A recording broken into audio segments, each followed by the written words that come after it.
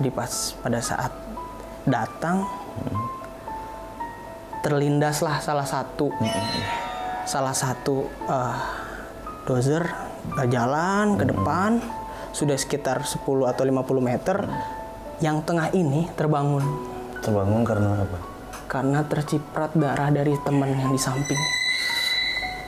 Yang bekerja di daerah situ, radius kurang lebih 500 meter dari situ, ada kayak rintihan minta tolong. Jadi ya.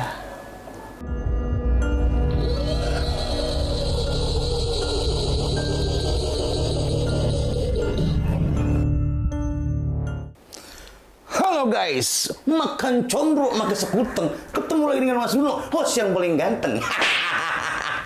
Seperti biasa, Mas Bruno akan berada di tengah Anda untuk membicarakan hal-hal yang mistis dan juga tragedi, juga kejadian-kejadian semua yang membuat bulu kuduk merinding. Apalagi kalau bukan di horor, komedi, horor. Nah, seperti biasa, kita akan mendatangkan seorang tamu dan katanya si tamu ini, untuk bintang tamunya ya, bintang tamu ini katanya punya kejadian mistis yang katanya dia bekerja di pertambangan.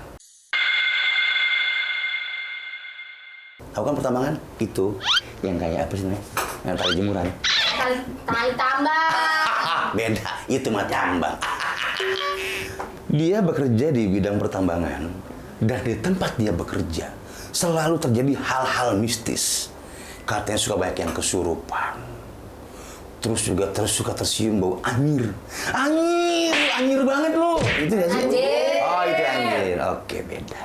Nah, sekarang kita mau tanya-tanya, kita kupas semua tentang bagaimana cerita yang sebenarnya pada si bintang tamunya. Oke.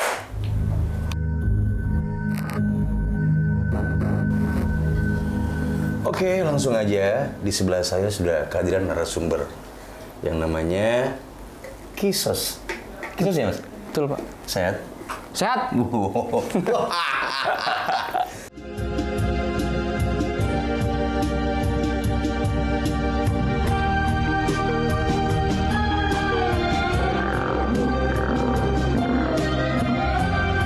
Kayaknya angkatan darat nih. Sehat-sehat. Gimana kabarnya, Mas Bruno? Alhamdulillah saya juga sehat. Mas Kisos ini, Kisosnya apa sih? Kisos itu Nama panggilan atau nama asli? Nama aslinya Rizky. Oh, nama Rizky. Ya. Berarti istrinya Rizky minta tolong. Iya nggak sih? SOS. Iya, SOS. SOS tolong. Oke, Mas Kisos, Ya. ini kan kita sedang ada di horor ya. Oh, iya. Jadi menceritakan tentang yang mistis. Nah, saya baca artikel Mas ini katanya, Mas ini bekerja di pertambangan. Benar nggak sih? Ya, benar. Oke, betul. Nah, katanya suka baik yang kesurupan di area pertambangan itu, juga suka tercium bau-bau amis. Anyir ya? Iya. Nah, itu benar nggak sih, Mas? Benar. Jadi tidak sepenuhnya salah, tidak sepenuhnya benar. Di Kalimantan itu sekarang kan lagi gencar-gencar pembangunan ya. Oh, jadi di Kalimantan? Iya, di Kalimantan itu lagi gencar-gencar pembangunan. Di samping pembangunan itu banyak cerita horornya, Kang. Jadi balik langsung spesifik ke dunia pertambangan. Jadi memang saya pernah bekerja di dunia pertambangan dari 2017. Oke. Jadi dengar-dengar aja cerita dari karyawan-karyawan yang sip malam apalagi. Katanya ada yang digangguin dengan suara-suara perempuan. Ada yang nangis. Kayak gitu. Nangisnya kayak Fajar nggak sih? Yang lagi tren sekarang Fajar Herboy. Fajar. Tahu nggak nangisnya gitu?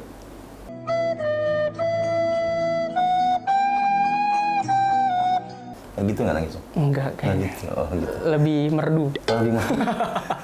Gue pengen tahu nih nangis kalau merdu bagaimana?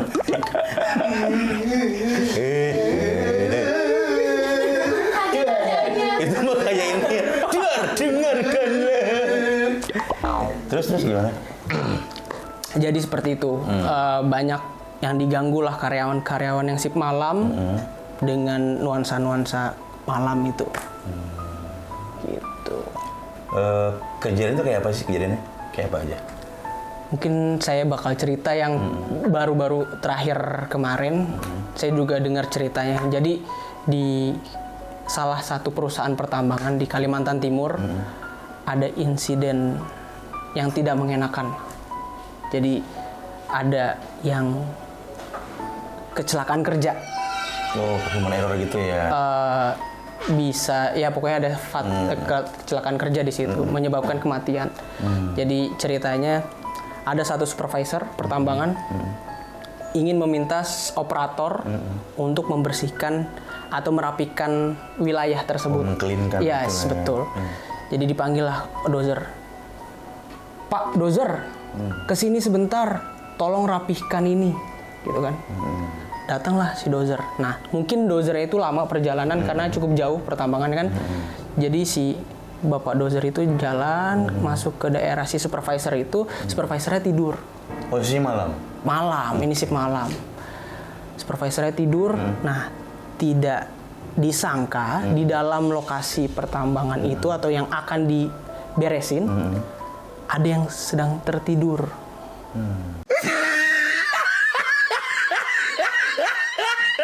Jadi, saya merinding. Jadi ada yang dua tertidur nih di sini. Dozer masuk. Si orangnya tertidur. Ya, ada dua orang tertidur. Ya, entah dilapisi sama terpal atau apa. Jadi tertidur di tanah. Si dozer ini nggak melihat. Tidak melihat. Otomatis kan karena dozer kan penglihatannya terbatas dan blade-nya itu atau yang dorongannya itu pasti kan diangkat. Jadi pandangan ke bawahnya sulit. Jadi pas pada saat datang terlindaslah salah satu karyawan tersebut. Terus dozer maju ke depan, melewati dua orang tersebut. Nah, si tengah-tengah ini atau yang satunya ini beruntung dia dikolongin. Jadi dia berada pada posisi kolong antara dua trek dozer. Oke. Dozer jalan ke depan, sudah sekitar 10 atau 50 meter. Yang tengah ini terbangun. Terbangun karena apa? Karena terciprat darah dari teman yang di samping. Jadi dua orang, yang satu meninggal. Yang satu langsung meninggal di tempat. Dan itu ditabraknya pas kejadian, maksudnya anggota tubuh bagian mana ya? Nah, dia posisinya jadi si trek ini langsung melindas kepalanya di bagian sini. Nah, setelah udah intinya si ini bangun lah, mungkin karena tersiram, bangun langsung dia menghubungi supervisor yang sedang tertidur. Tanpa bisa bersuara, jadi gedor-gedor aja, tok, pak, nunjuk ke lokasi kejadian. Ya tidak bisa apa-apa ya, sudah tidak ada lah gitu. Jadi supervisor menghubungi pihak yang berwajib dalam hal ini adalah paramedis untuk evakuasi dan lain-lain. Tapi tidak disalahkan si operator si. Itu lagi masih proses investigasi lah di perusahaan tersebut ya. Oke, jadi karena ketika ada yang meninggal di lokasi pertambangan itu, setelah dari situ akhirnya banyak jadi hal mistis. Info dari teman-teman di lapangan sana ya gitu Pak. Jadi ya hampir seminggu. Jadi kan setelah kejadian tidak ada operasi pertambangan di situ. Karena stop, kita harus proses investigasi. Semuanya harus diminta keterangan dan lain-lain. Jadi proses stop, nggak ada produksi. Nah infonya selama 7 hari ke depan setelah kejadian, situlah mulai tercium bau kurang sedap. Tadi bilang bau anyir tadi. Kemudian yang bekerja di daerah situ, radius kurang lebih 500 meter dari situ, ada kayak rintihan minta tolong. Jadi ya kebetulan saya juga nggak tahu persis kejadian malam karena saya kerjanya di siang hari gitu Pak.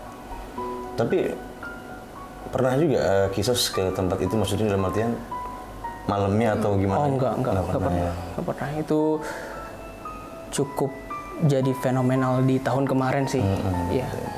Karena kan kita tahu ya area pertambangan juga perhutanan itu kebanyakan di Kalimantan. Betul banget. Dan di Kalimantan itu banyak banget hal-hal gaib dan juga mistis ya. Sangat banyak. Itu pernah ngalamin di sana apa aja? Nggak pernah banyak sih. Jadi banyak cerita aja. Tapi kan mungkin semua teman-teman di sini tahu ya kalau bahkan ada dengar mitos kalau jangan bermain dengan jangan bermain-main dengan cewek Kalimantan. Maksud dalam arti kalau mau serius silahkan, tapi jangan sampai tidak serius gitu. Karena nanti kalau tidak serius tidak bisa balik lagi ke daerahnya atau alat kelaminnya hilang. Seperti itu sampai semistis itu sih. Oke. Nah sekarang area pertemuan itu masih tetap berjalan? Masih berjalan. Kan karena by proses semua sudah investigasi, dicari masalahnya intinya di mana, sudah ada proses hukum yang berjalan di situ juga. Masih banyak nggak orang yang menemui itu, maksudnya sih apakah yang shift malam aja, apakah yang shift siang? Untuk 1-2 bulan setelahnya sih udah tidak ada sih Pak. Oke. Nah kalau Mas Kiso sendiri kan selain di Kalimantan juga tinggal di Jakarta ya? Iya, Nah. saya balik ke Depok. Di Tangerang, Depok. Oke. Nah itu kalau misalkan di Depok tuh banyak juga kejadian nggak sih? Depok itu kan dekat apa kuburan Kober juga kalau nggak salah ya? Daerah situ ya ada. Nah, ada kuburan Kober ya, kuburan yang keramat itu katanya di situ. Nah, ada nggak sih kejadian yang di Depok itu? Depok sih, mungkin istri saya kali ya. Oh gitu. Iya. Kenapa tuh itu? Istri saya itu pokoknya setiap malam suka ada yang ganggu katanya di rumah kami, di rumah mertua. Jadi pernah pada suatu saat adik istri saya ini mau daftar ulang lah ke STAN, ya. Istri saya intinya, STAN Bintaro. ya benar, Okay. STAN Bintaro. Jadi intinya istri saya ditinggal sendiri di rumah.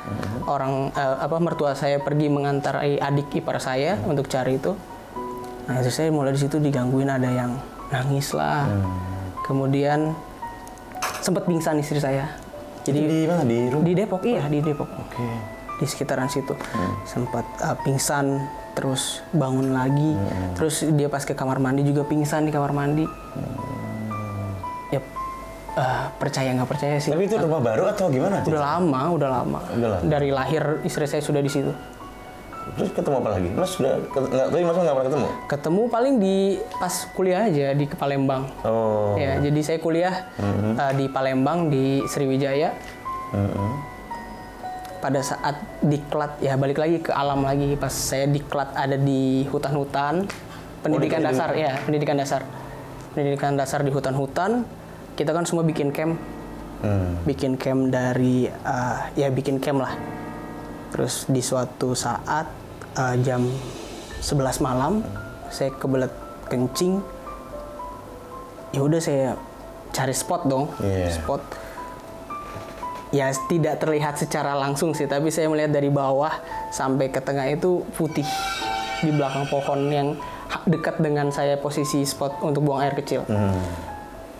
Putih. Terus pas sudah selesai? Tidak sempat sampai ke atas, lihatnya saya balik lagi lihat barang saya. Ya daripada ngeliatin ke atas lagi nanti bahaya. Udah selesai, udah langsung saya balik ke camp. Oh gitu. Seharusnya kalau di posisi gitu, Mas Iksan seharusnya ngelihat sampai habis, sampai selesai. Oh gitu ya. Takutnya itu mungkin yang itu apakah pocong atau kunti. Ya buat apa Cari tahu. Lihat dulu, takutnya warnanya berubah. Jadi warna kuning, jadi kecipratan kalau kencing. Itu pocong dikencingin. Enggak. Oke. Gitu. Oke, di Kalimantan tadi ya? Yes. Gimana? Sekarang masih di Kalimantan dong? Masih pulang pergi. Kalimantan. Oke. Masih banyak kejadian? Nggak banyak yang saya alami, tapi banyak segelintir cerita terdengar. Orang-orang. Ya. Oke, contohnya seperti apa? Jadi intinya pada saat saya balik ke Kalimantan kan ada yang menjemput ya. Jadi selama menjemput itu saya juga kepo. Saya kepo, saya cari tahu nih ke drivernya. Pak, ada cerita-cerita apa nih? Gitu. Si bapak punya teman yang mengemudi itu, bapaknya punya teman, temennya yang mengalami itu.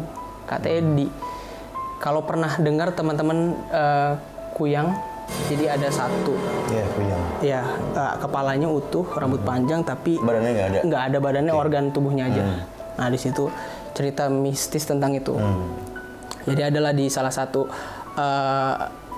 daerah kecamatan di Kalimantan yang banyak cerita aneh di situ tentang kuyang itu. Jadi pertama ada pasangan suami istri yang baru merantau tinggal di kecamatan tersebut.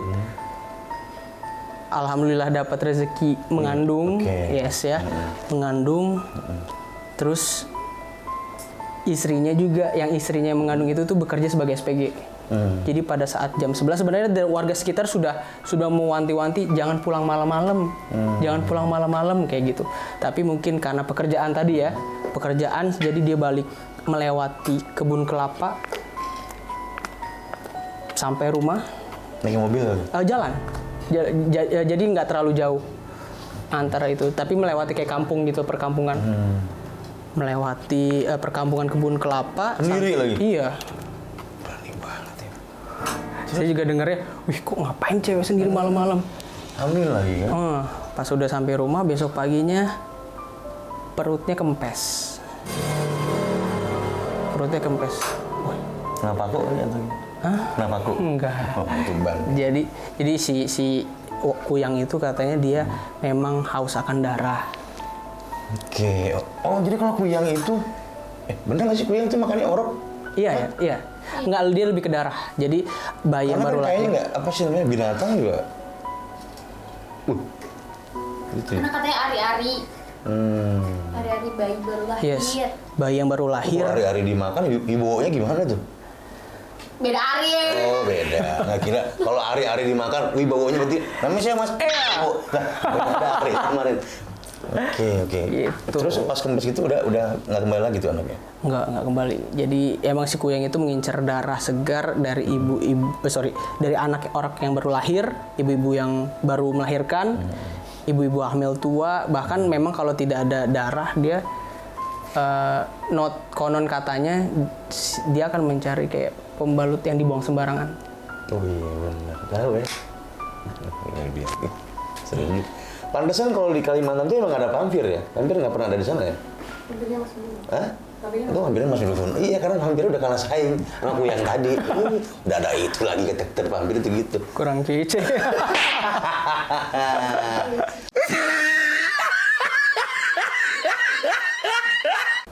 Ada nggak ceritanya? Nggak ada sih. Lu selama ini nggak pernah merasakan hal aneh-aneh apa? Maksudnya? Ya cerita-cerita horor apa gitu? Maksudnya gue yang cerita nih Ari? Iyalah, teman-teman juga pada mau tahu experience lu terhadap hal-hal yang seperti itu. Gue kan hostnya nggak biar terbalik ya. Lu nggak jadi hostnya. Ya udah oke. Dikit. Oke nih untuk edisi kolor kali ini nih ya. Oke, gue cerita deh buat lu. Oke, ini beneran ya. Jadi di tempat gue ini ceritanya teh. Di mana tuh? Pemulang. Oh, oke. Gue nggak perlu menceritakan nama gangnya apa. Oke. Jadi pada waktu itu ada satu keluarga. Satu keluarga ini hidup seperti biasa harmonis segala macam lah ya. Dan rumahnya juga terbesar di situ. Karena kan memang itu kampung dan sekelas rumah itu ukurannya terbesar lah menurut gue gitu kan. Gue pun masih kecil dan gue pendatang. Cuman dari mulut ke mulut orang tuh kayaknya ini kok santer banget sih. Jadi ini tuh kejadian yang sangat luar biasa. Di mana dalam satu hari bisa 3 atau 4 orang yang meninggal dalam satu waktu. Innalillahi. Ini gue nggak ngarang-ngarang. Dan terkadang kalau kita ceritakan ini, biasanya dia suka hadir di samping kita. Dan itu gue males. Jujur demi Allah gue males banget. Pahit. Ceritanya gini. Itu orang, satu keluarga ini, si kepala rumah tangganya atau si bapaknya punya hutang. Hah? Punya hutang, ditagih nggak bayar-bayar lah gitu. Sampai akhirnya yang menagih ini menyewa orang untuk menyantet mereka. Itu kejadiannya di bawah tahun 90. Ini maaf nih ya buat keluarga yang segala macamnya. Saya cuman apa ya? Cuman bercerita ya nggak melebihkan dan nggak mengurangkan. Yeah. Jadi misalkan jam 8 nih meninggal nih. Jam 8 pagi misalkan anaknya meninggal. Disolatin, terus dimakamin. Jam 10 begitu pulang nih orang, yang ini meninggal. Si anak gadisnya yang meninggal. Terus orang tuh bingung, kok meninggal bisa pergi gini? Sholatin segala macem, terus apa namanya dimakamkan. Habis johor si bapaknya yang meninggal. Sekeluarga. Sekeluarga. Itu terjadi di hari Jumat. Sampai tibalah pada waktu, tapi ada yang selamat. Itu orang tahlil malam ya kan, semua tahlil disediain makanan, nggak ada yang mau makan. Sampai kucing minum di sumurnya mati.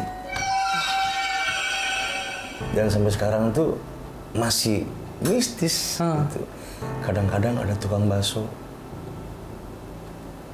Dia tuh beli pohon sauduran besar. Karena orang itu pada meninggal, rumah jadi rumah kosong. Nah, itu mungkin jadi efek sarang hantu. Itu si rumah jebol segala macam, ada pohon durian sauduran gede. Nah, orang lewat jam 11 malam, tukang bakso. Ngapain Pak? Kata orangnya. Ini Mas, lagi ada yang pesan banyak. Nah, itu tuh orang yang situ udah paham banget tuh. Emang ini rumahnya emang Kosong. kosong. Gitu. Waduh. Yang beli siapa? Perempuan, gaunnya merah. Wah, udah. Mas, kenapa? Itu tuh gini-gini. Masa sih Pak? Iya, bener. Mangkoknya di bambu sonduran. Belum lama ini ada nenek-nenek. Si nenek-nenek ini diseberangin. Jalannya diseberangin sama orang. Makasih ya. Ya itu padahal nggak ada orang. Dari si pohon tadi. Sampai tukang tape. Dia dagangin tape. Tape itu dikasih ke orangnya sore-sore loh. Dikasih duitnya daun. Coba sore. Kalau malam mending sore. Masih bercahaya ya. Wih, luar biasa itu. Nah sampai sekarang makanya nggak ada yang berani ke situ. Tapi alhamdulillah sih, seiring waktu ayah jadi perumahan. Rumahnya dibongkar. Rumahnya dibongkar, akhirnya dibeli itu tanah semua. Oke. Tanah itu berapa ribu meter dan sekarang jadi perumahan. Dan mungkin sekarang udah mulai menghilang ya. Tapi ada aja yang digodain gitu. Sampai ada tukang yang lagi tukang kerja di situ kan lagi duduk di bawah gitu. Ada itu malah rumah belum ada yang isi. Dipanggil di atas kaca. Serem banget ya. Dan gue pun takut. Kalau sih takut. Iyalah. Itu aduh. Udah, gua itu aja ceritanya. Hah? Jadi intinya kalau lu percaya nggak ada hal seperti itu? Ya, kalau gue percaya. Kalau gue pribadi nggak, gue nggak pernah merasakan langsung gitu ya. Tapi cukup tahu aja, tapi nggak terlalu percaya sama hal yang seperti itu. Oke. Mungkin berbeda ya. Kalau kita mengimani goib itu ya harusnya. Iya. Tapi memang mungkin karena kita belum pernah merasakan, mungkin nggak percaya. Betul. Dan gue juga nggak mau ya. Jadi ketemu kayak gitu ngeri banget gitu kan. Lu tiba-tiba lagi naik motor ketemunya pocong gitu luar biasa.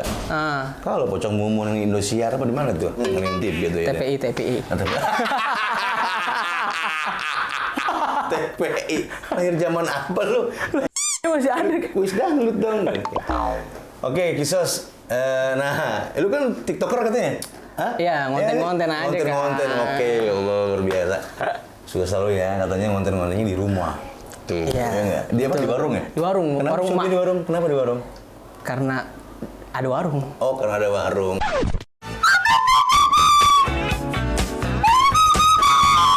Dikasih kode katanya. Oh. Iya, kasih kode pasangin 4 angka. Itu kode buntut. Oke, Kisos, terima kasih banyak. Thank you, Mas Bruno. Thank you. Semoga, pekerjaannya di tambang sana lancar. Amin, ya Dikasih Allah. kesehatan. Amin. Nggak menemui setan-setan lah. Amin. Kalau kuyang boleh ketemu lagi. Jangan. Oke. Gue aja bercuak-cuak. Oh iya. Waduh. Sampai lupa. Ini Tembu Bang namanya. Tembu nih teman Bruno. Oh, teman Bruno. Ini dibilang setan bukan, orang juga bukan. Ya begini mukanya nih. Jadi daging juga nggak ada, ini tulang semuanya. Oke. Oke, Tembu nih salam dari Mas Kisos. Oke, kapan-kapan main kemana? Ke warungnya. Ke warung saya di Tadi dikasih kopi Tangerang. pahit. Ngutang katanya bos. Hah? Ngutang ke warung, masa? Kan gak punya duit. Mengutang ke warung, Wad. Enak aja lu. Gua aja utang di warung gua masih banyak ya nggak? Oh, kalau kalian nyengir-nyengir berarti emang kalian naik utang juga di sana. Iya. Oke.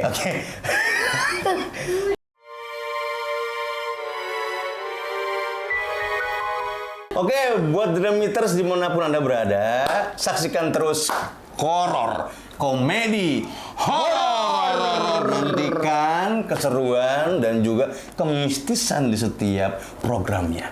Oke, jangan lupa saksikan terus horor, komedi, horor. Bau nggak sih menurut gue? Enggak. Allah. Oke.